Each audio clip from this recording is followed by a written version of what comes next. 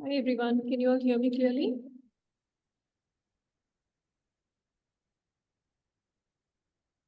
Yes. Hi Smita, how are you? Good to see you. Hi. Carry on. So my name is Ruchi Singh. I'm an Ibdp English teacher, and first I want to thank all of you for joining it. And I hope this is going to be an interactive, useful session for everyone. As a new teacher who's stepping into the DP program, of course, you will have to be very critical in what you're awarding to your children. It should help you to understand who is the author, what is the purpose, in what context are we speaking something, and what is the meaning of this text? Answer that question. Can I add to this? Yes, please. Yes. Okay. So usually what we say to our students is that, you are usually given marks for identifying a device and associating it with the relevant evidence around. So the more, I mean, with a shortage of time, literally with them, I think we should actually not advise students to choose a lot of evidences for one single device. Because, Right? What do you think an opinion is? So, how is an opinion text different from a regular text or a regular article? And I love to give them this silly example. And I tell them, discussing the ramifications of a recent Supreme Court ruling for presidential accountability. When you identified this correctly, you're answering criterion A. Readers who are interested in democratic ideals, distribution of power in the government, primarily in the US, are amongst the target audience for this text. The speaker expresses grave concern over the court's decision and its wider ramifications. This is again like, why? What is this about? So this answers your criterion A. In an alarming and critical manner, with the purpose of drawing attention to the perils of unbridled presidential power and the importance of democratic values. It's not written anywhere that let's be democratic. This is your deeper implicit meaning that is emerging from what she's saying. The text critically examines the distribution of power in the government, exposing the author's prejudice and expressing concern over the Supreme Court's ruling, finally characterizing, see my bias, I'm already calling it a failing. Supreme Court's ruling, finally characterizing it as a risky move towards authoritarianism and corruption through what? Vivid imagery, emotive language, and forceful diction. Sure. Yeah, So thank it's basically trying to say that, your wife will love driving this so much that she will probably, ignore the house work. So make sure that you make her take the pledge that she's going to do all the household chores before Yeah. to activate The car is so good. Yeah. The car is so good that it's going to make her neglect her. Yeah. And And also never somewhere, even It get a parking ticket. becomes the gender roles that are Yeah. sort of it's domineering. sit here, that the woman is Stereotype. the one whose primary duty is still towards the house. So be Yeah. careful. And Yeah, it's and a it's woman. And what's This interesting looks that like a it is- 1950s advertisement to me. Yeah. In Yeah. 1950s, alludes to these were the gender stereotypes for women.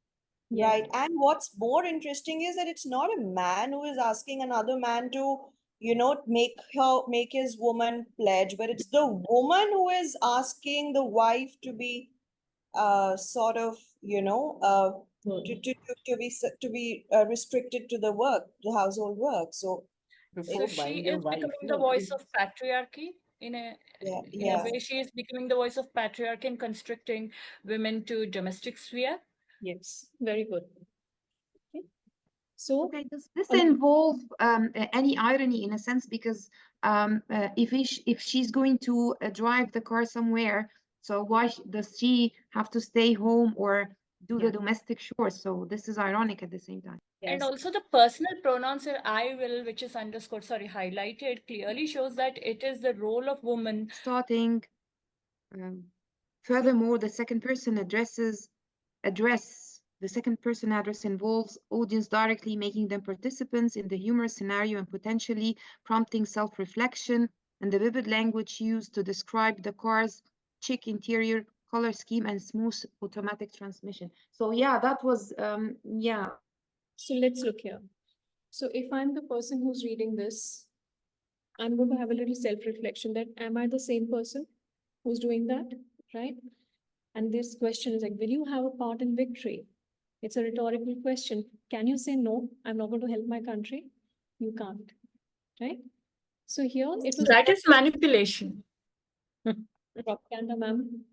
Propaganda's purpose is to manipulate. Always to manipulate. Nationalistic fervor and patriotic response in the American public, especially women.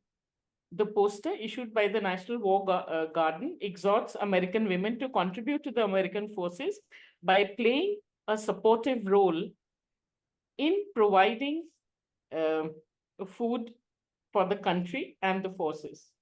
This is done through an evocative image of a woman against a red background, motivating slogans, and an informative copy. Can I try? Yes, please, please. Through the use of patriotic symbolism, direct address, and evocative imagery, this propaganda poster effectively motivates civilians to participate in the war effort, emphasizing the importance of every individual's contribution to the national victory. The text is a propaganda war poster by, I just couldn't see that the name, which highlights the urgency to plant war gardens amidst the emergency of solving food crisis during the World War I. The emotive appeal represented by the lady wrapped in the American flag symbolizes a decision taken by the American National War Garden Commission to propagate the self-dependency of planting gardens to support themselves and reduce the burden therefore on the government, which is heavily investing in the war situation. The techniques of layout, background of farm color, imperative tone, and the lady metaphorically suggesting this as a way to support the government during the war, irrespective of gender roles. Very good. Really difficult. I mean, analyzing and everything in the class, brainstorming is excellent. But now we can think from students' perspective. It's really difficult putting things together. But having said that, the more you practice, the same things for children, the more practice they get. So you can give them in bits and pieces. Tell them, write only the introduction and just give me a structure. So your first assessment will be only like, give me just the bullet points. This was a series of PSAs that were created by UN Women. Now here, the camera angle is like she's right in your face. From her clothes, we know the color of her skin, the mouth is covered. Okay, so it says women, and this is like a Google search bar, which we can see. Women need to be put in their place, know their place, be controlled, and be disciplined. Okay. The UN Women ad series exposes the shocking prevalence of sexism throughout genuine Google searches, revealing a stark societal attitude towards women. This is very nice. I love Nina's adventures, and I'm sure you must have seen some of hers earlier also. Brilliant one. So if this is a comic, it has all the elements of the comic. I had a question about the poster, the UN poster. So the criterion B is analysis and evaluation. What really struck me was sort of a religious bias when it comes to gender inequality that I think this poster conveyed, in the sense that it was only a woman, colored woman with the hijab. So, right. So what is not being said is about discrimination that is also outside of this specific religious community. So if a student addresses that in evaluation, like in that part, while analyzing this text and evaluates that as sort of a critique of the poster. Okay.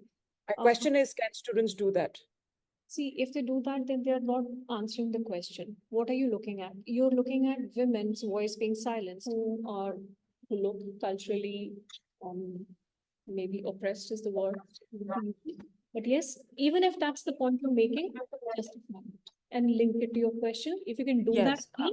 that If I were a student, I would love to talk also about how the poster is definitely a critique of the marginalized position of women in across religious communities or social structures. But I would also indicate the fact that it silences, or it does not really is inclusive in nature.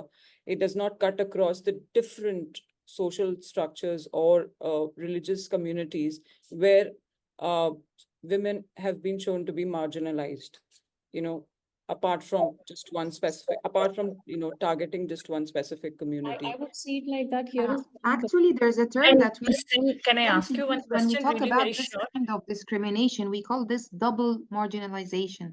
So there is a term, especially those who are interested in post-colonial studies. So this is the woman is being doubly marginalized because of her hijab and her color. Yeah, wonderful. Maybe cultural That'd be appropriation. great if you do it. And thank you so much, all of you. I'm so grateful that you invested 2 hours of your life in me. Bye-bye. Thank you. Thank you so much, Thank you, ma'am. Ruchi. Thank you, Bye-bye, Smita. everyone. Thank you, ma'am. Bye. See you. Looking forward for your Thank you, session on Ms. Ruchi. infographic. Yeah, more sessions. Looking Definitely. forward Thank you to so more much. Let's stay sessions. connected.